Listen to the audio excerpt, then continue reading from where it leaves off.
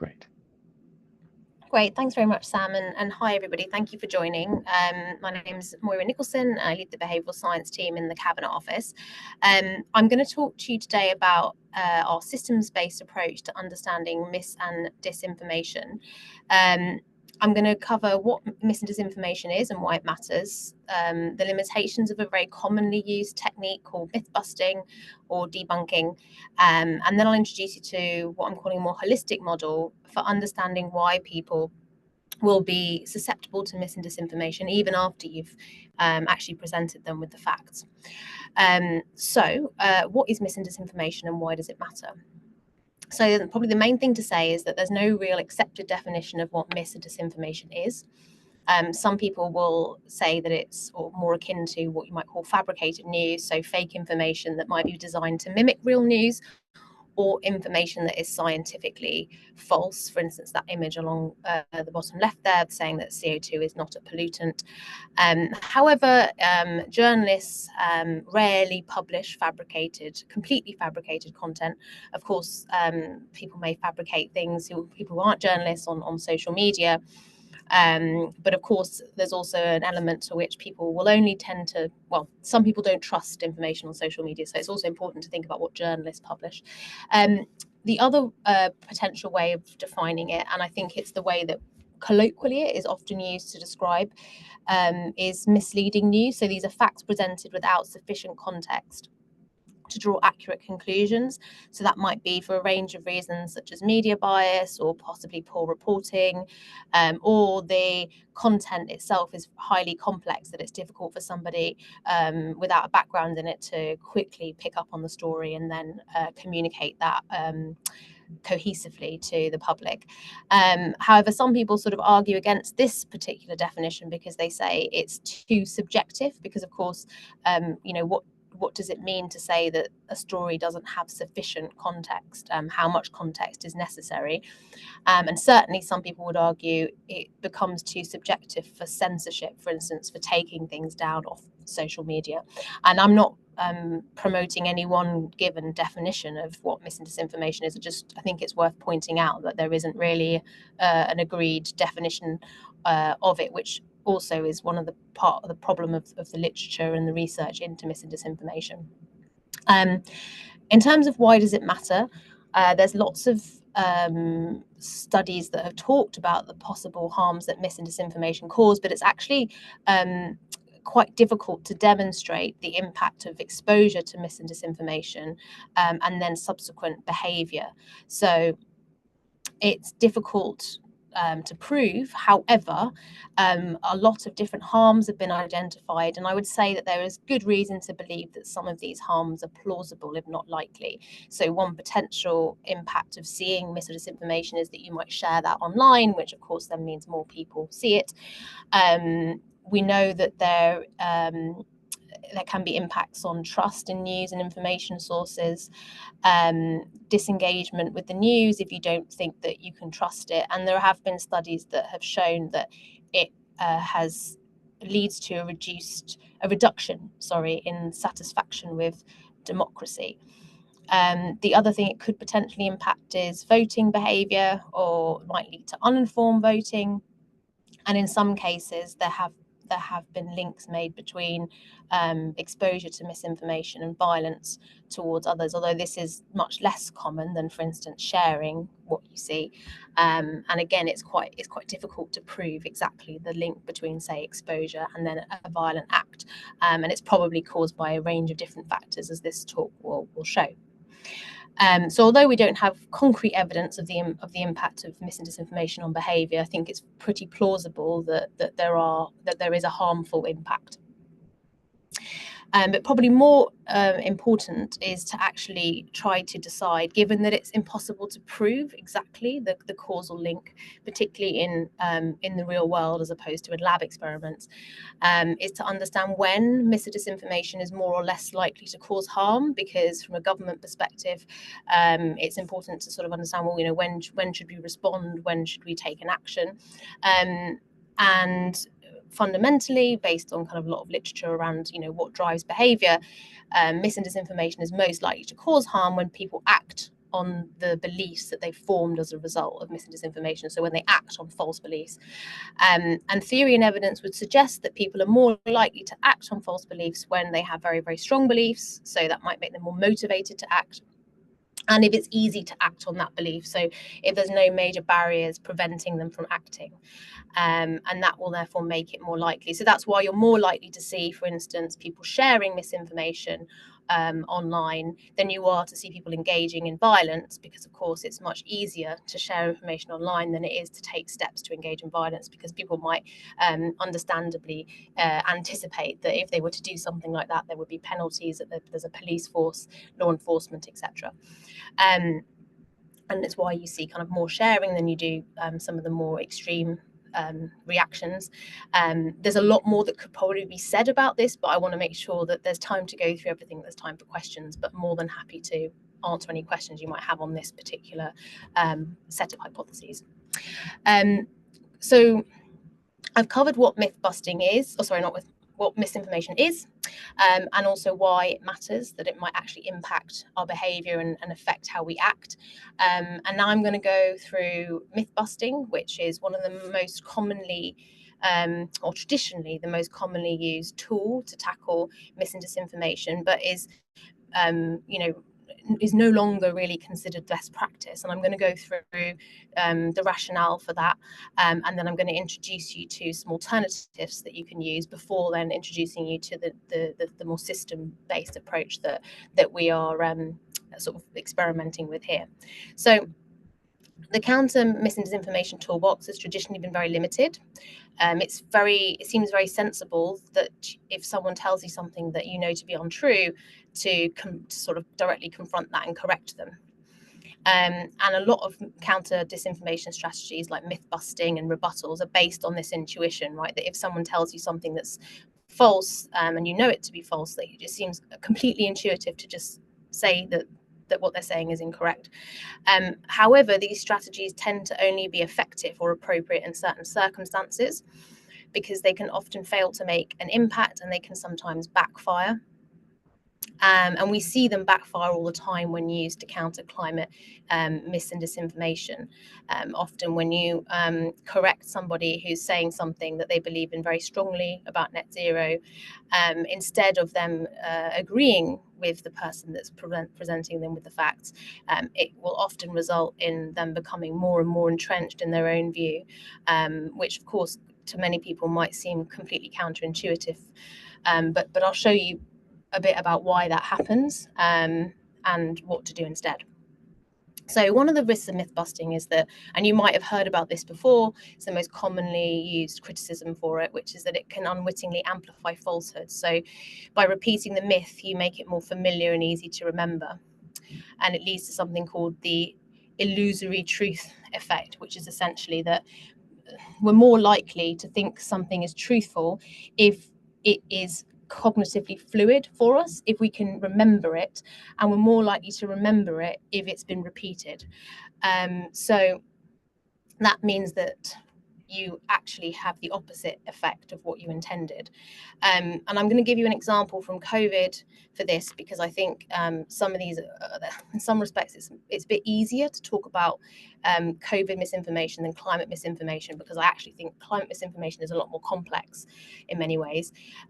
But during COVID, one of the concerns that emerged amongst some women held was that they were worried that the vaccine could make them infertile, and that's because there were small pockets of people suggesting that that might be the case, right?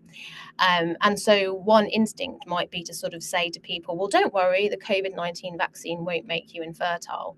But of course, most women at the time when the vaccine came out were not particularly concerned about this. It was a niche issue. And to which they would just say, well, that hadn't even occurred to me. I wasn't worried, but obviously now that you've said that, I now am. Someone might say, well, I heard the COVID-19 vaccine could make you infertile. I don't know if it's true, but that would be worrying if it did. It's that problem of where there's smoke, there's fire. So you can implant an idea into someone's head that previously they had no concern about that.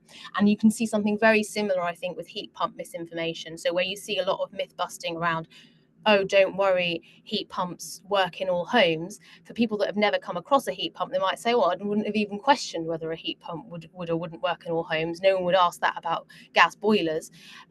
So what happens is that someone's first introduction to the vaccine, in this case, or in a heat pump, is someone telling them, don't worry, the vaccine won't make you infertile, which of course is not a particularly reassuring turn of phrase. The other risk of myth busting is that climate mitigation is complex, and a lot of misleading claims can be based on kernels of truth. And I think this is one of the reasons that climate misinformation can be even harder to counteract than health information. So myth busting can backfire because it feeds into the narrative that advocates are concealing or exaggerating the facts. And then it can also put us at risk of airbrushing over the many genuine challenges of reaching net zero, which can therefore undermine public trust. So, for instance, if we have mythbusters that include myths like there aren't enough public EV chargers yet, that type of myth busting won't be very trusted by somebody who has personally experienced challenges with charging their electric vehicle. So they might say, well, nonsense, I just tried to drive to such and such a place and couldn't find a working charger. And obviously we know that there are still gaps in the EV charging network that are being invested in. So it's not really an outright myth. It might be a myth in some areas, but in other areas that might be people's personal experiences, and that wouldn't be surprising considering that we're in a transition. Also, those who are deliberately seeking to undermine climate action aren't particularly interested in the truth. And you'll probably have found this yourselves when working on it. And, you know, they'll just concoct more myths and sort of end up in a game of whack-a-mole. So,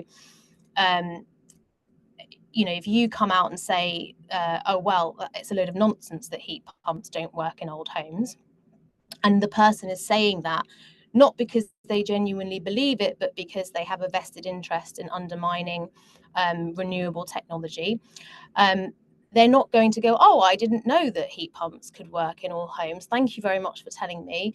You know, I'll go away and install one and correct all my misleading articles. If they have a vested interest and they're in undermining heat pumps or low carbon technology, what they will most likely do is to just create some other myth, right? It also creates the impression that there are two legitimate sides to a debate. And this used to happen a lot on news channels. If you remember back when the big debate around disinformation and climate was around, is climate change man-made or not? And, you know, if you go on, if there were there's a news show, they would sometimes have a scientist who was talking about the evidence that it is anthropogenic. And then they'd have another scientist on for balance, right, that would be talking about why they didn't think it was. And of course, the problem with that was that it makes it look like it's sort of 50-50, whereas in actual fact, you know, 99.9% of scientists said that climate change was happening and was man-made. So it creates the impression that there's this sort of, where there's smoke, there's fire. And then it creates a confusing environment for the public, making it hard to know what to believe, because then what you have is a lot of content. All they can see is people saying one thing and then other people saying another. And if you don't know who the trusted voices are, then you just look at that and think, oh, they haven't made up their minds yet. I'll wait until they have got consensus. And then there's also a whole other problem, which is, you know, how algorithms operate. And I won't go into this in detail. I'm not an expert on algorithms, but roughly speaking, what tends to happen, and I'm sure for those of you who have been trying to do the good work of you know, correcting people who are saying things that are false, you know, they'll say something false, you reply to correct them, they reply to correct you, the cycle repeats, and the algorithm detects engagement and exposes the post to more people. So these are some of the risks. Now, best practice guides have long highlighted the risks of myth busting. So the Government Communication Service, which is the part of government that I work in as part of the Cabinet Office, has published Resist 2, which is their counter disinformation toolkit. My team a couple of years ago, a bit more recently than Resist has been around a little while, published our guide on the wall of beliefs, which is about the psychology of false belief formation, which is what I'm covering now, really. And both these guides highlight the risks of myth busting, I should say there are some circumstances in which myth busting might be appropriate. So there's not sort of time to go into all of it now, but I would happy to take questions, and also you can have a look at the guides. But even though this is no longer considered the sort of default approach, it's still used, I think, just simply because people copy others. People see myth busting, and we all hate client misinformation. So we think, well, you imitate what you see, and myth busting also is, in a sense, quite an easy tool to use, but it's often not effective.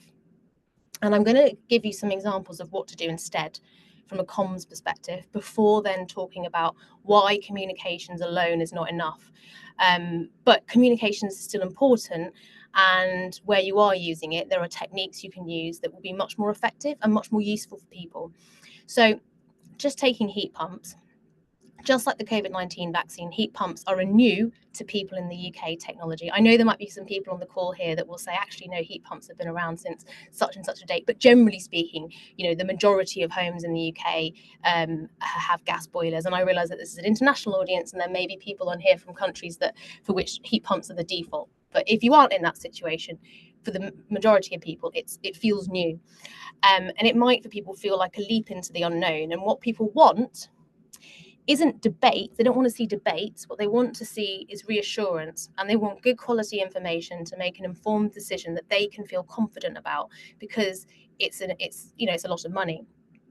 So what you want is for people to be saying, I've got a heat pump and it's great.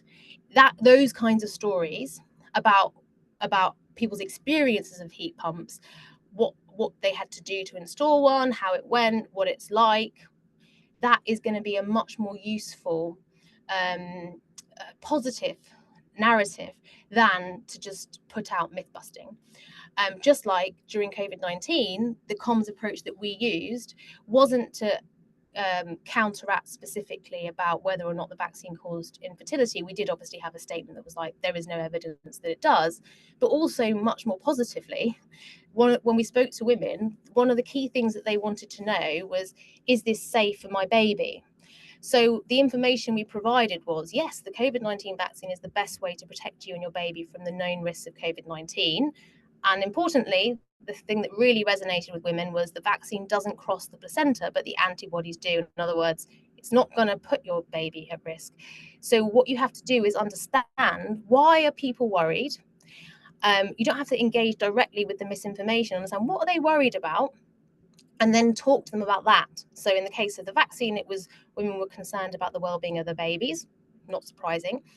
In the case of heat pumps, it will be people who don't want to put in a lot of money into something, upgrading their home that doesn't work. So they need information that helps them to make that decision effectively, and in a way that they feel confident and reassured that they're doing something that's going to work.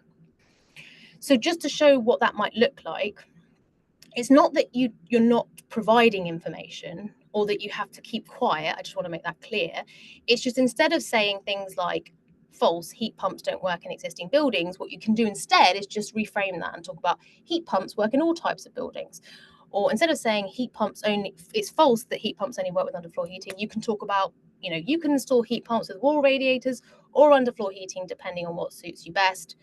And there might be some caveats, right? Depending on X, you may be advised to upgrade your radiators to make the most of your heat pump. By the way, please don't copy this text verbatim. I'm not an expert on heat pumps. I'm just talking about how you might reframe and make the information easier for people to understand and act on. Because actually just saying it doesn't work, it's false that heat pumps only work with underfloor heating, isn't useful for people who actually might want to install it with underfloor heating and just want to know what they need to do. But it's still not enough to communicate with people. So yes, myth busting can backfire. Yes, we can talk about the truth and give people access to high quality information without directly engaging with mistruths. But that on its own is not going to be enough. And part of the problem is, I think, we've perceived that because misinformation travels through communications channels, so social media, and other forms of traditional media, we sort of assume that we have to fight fire with fire. In other words, that a communications problem requires a communication solution. But actually, there's no way we'll be able to counter mis and disinformation and help people to transition to a net zero lifestyle and to adopt low carbon technology without counteracting mis and disinformation through multiple routes, not just through communications. And I'm just going to show you a bit about why. So first of all is that we hold beliefs for a range of reasons that are completely unrelated to truth seeking. So I mentioned earlier that, you know, there'll be some people who spread disinformation intentionally, right, because they have an agenda. So they're not interested in your truth. They have a different agenda. They'll just sell some other mistruth. But also for other people who don't have any particularly, they don't have any ill intentions, our beliefs are formed from a range of factors, one of which is emotional and psychological factors that drive us to believe in what we believe. So sometimes we believe in what we believe because it gives us a sense of community and belonging, or because it provides simple explanations for complex phenomena. That's what we cover in our Wall of Beliefs toolkit, and you can access that. That's online on gov.uk. But just to give an example, flat earthers, for instance, one of the reasons that flat earthers will believe in what they believe is because that's what everyone else around them believes. And if you don't participate in that belief, you know, you can find yourself sort of excommunicated from your community. It can be the same for anti-vaxxers. And, you know, you'll hear many stories of people who, for instance, who've had to leave their families behind in order to live an open life where they believe in, for instance, vaccination. They believe that the earth is round and so on. And another reason that we will hold our beliefs is because of past experience, so our lived experience. And past experience can sometimes show us that our beliefs are true or have been true. So one example I would give is past experiences of discrimination. This isn't necessarily directly relevant to climate, but I think it's a good example.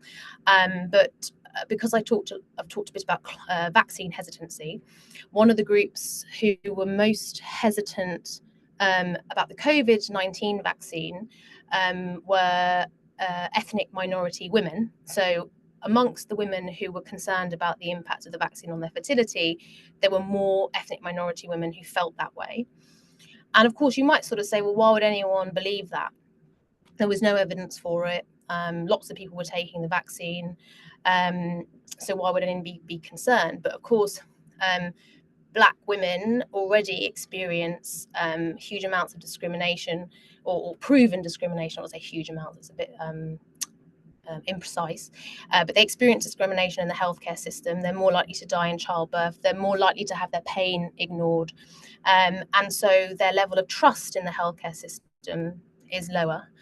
And so when it comes to then when government or the NHS wants to encourage people to take a vaccine, including Black women, it's understandable that those women might not believe that the government has their best interests at heart because they have those experiences, right? Where, you know, if that's your experience is of being discriminated against, then you can arguably say that isn't an organisation that has your best interests at heart, and therefore why would you trust the healthcare system when it tells you to take a vaccine?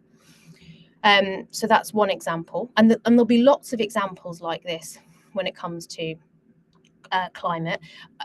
Moving on, another reason that we might be that our beliefs are sort of not always completely correlated with the desire to know the truth is that past experience might show that institutions that are communicating with us, it might show that they can't always be trusted. So the big one, obviously, with climate is the VW emission scandal.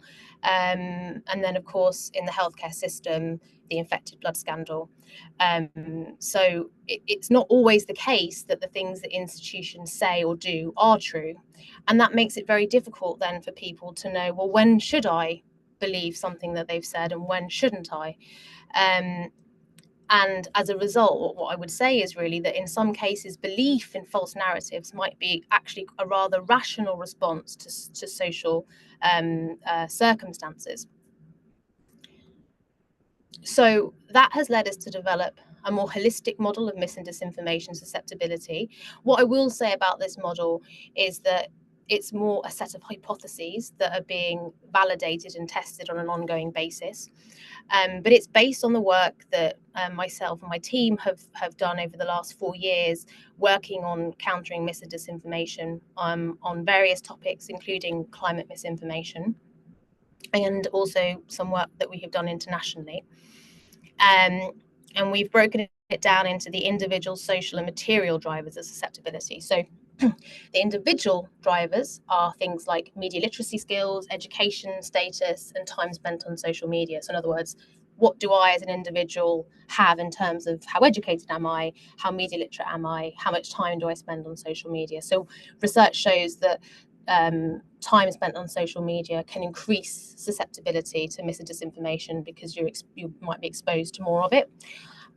Media literacy skills obviously are very important, so you can, are you likely to cross-reference what you've read, etc. And there's some research that shows that educational status is related to susceptibility too. However, actually we can also find that even highly educated people can fall victim to mis and disinformation, and that's for a lot of different reasons. Now, social side it's the characteristics of individual social groups and networks. So this could include friends and family, but also work colleagues. So that just comes down to, what is the quality of the information environment that you're in? Are you in a social group that has high quality information or not? Because of course, what you read on social media, you might discuss with others. And if you discuss what you read on social media with others who generally have access to high quality, accurate information, it's much more likely that you will then be exposed to truth. And going back to the point about myth busting, it's easier to myth bust your friends or family than strangers, because we're more likely to be willing to accept that we're wrong, because it's quite difficult sometimes to accept that we're wrong psychologically if it's being told to us by someone that we know and like and knows and we know has our best interests at heart. Finally, environmental factors such as whether people are experiencing hardships like war or poverty, which may make them the targets of bad actors who want to exploit those experiences, or people who have, as I said, experienced discrimination, or unemployed, for instance. All these factors could increase susceptibility. But what I will say is that the individual factors have been really, really well studied. The social factors have started to be studied, so echo chambers. But the material factors, this point around kind of the more system challenges, poverty, inequality, discrimination, haven't been studied in the same way. And at this point, it's really more of a hypothesis based on the work that we have done. And our plan is essentially to sort of build on this model to test and validate it further. But there are other researchers that are already looking at this, including, I've just forgotten her name, but she does some brilliant work on the impact of well-being on susceptibility to misinformation. And she essentially talks about this point around it's better to stop misinformation before. It's better to prevent misinformation from happening rather than trying to fix it after the fact. So whilst it's experimental, it is grounded in other people's research and our own professional experience. So I'll just briefly go over this before stopping for questions. The individual, social, and material drivers of susceptibility. So the individual factors are, that make you more susceptible are having strong embedded false beliefs. So, you've heard of confirmation bias, right? That you're more likely to believe something which aligns with your world views or your prior views. So, for instance, if you already believe that climate change is fake, you're more likely to believe stories that support that position. Online activity which reinforces your beliefs because of recommender algorithms. So that means, if you're seeing a lot of that kind of content and then you click on that kind of content and then it recommends more content, it means that you're being exposed to more mis and disinformation. So that's a risk factor. Low media literacy and AI literacy skills. So in other words, if you have a low ability to assess and evaluate content critically, that will make you more susceptible. Low trust in institutions that provide high quality, accurate information. As I mentioned earlier, if the key institutions that are providing you with information about vaccines are the NHS and government, and you don't trust those institutions, then that will make you more susceptible. Being a minority group member and you don't speak the national language, so if you're reliant on foreign communications, this is probably more relevant internationally, where, say, for example, you are a Russian-speaking citizen of Estonia, for instance, and you can only get news in the language you speak, i.e. Russian, from Russia, so say Russia Today, that makes you more susceptible, right? Because it means you only have access to biased media that might be peddling mistruths and false information. Finally, personal experience of adversity, so poverty, long-term unemployment, war. Poverty plays a role because, of course, if you, for instance, don't have the money to invest in an electric vehicle or a heat pump, and if, like many people, you are very concerned about climate change, you may find it psychologically easier to believe in misinformation that says, oh, EVs are actually bad for the environment, or heat pumps don't work, because you personally can't take advantage of those technologies. Social, if you have a social network that reinforces your false beliefs. So if, for instance, you're in a family or social group that doesn't believe in climate change, or that thinks EVs are bad, right? You're going to be more susceptible, because we know that people do tend to take on the beliefs of those around them, either because they trust those people, or because it's socially convenient to avoid constant discord with family members or friends. And then the material drivers, I won't go through them all because I know we're running short of time, but it's things like economic challenges, recessions, high levels of poverty, inequality, societal division, low quality governance, so authoritarian, corrupt or weak governance, limited press freedoms. That's obvious, right? If you don't have a lot of press freedom, then you'll be more susceptible, or you're not in an environment where you can access a range of information. Also access to social media platforms, right? Simply being able to access social media, and a lack of accountability measures. So it's all of these different factors, and they interact, right? That creates a system that fosters susceptibility. So, for instance, if you are an individual who has really strong embedded false beliefs, let's say you're very you don't believe that climate change is real. You are around friends and family who also have that view and reinforce that view, so you're in an echo chamber. And you have access to social media platforms that give you stories that tell you that climate change isn't happening, and you maybe have a coordinated behavior from bots that are also peddling that view, right? And I haven't highlighted it here, and let's say you live in poverty and you don't have the money to afford any of the technologies that could protect you and your family to the risks that people are saying climate change will pose. All of these things together will increase your susceptibility to believing in mis and disinformation. So it isn't just one thing.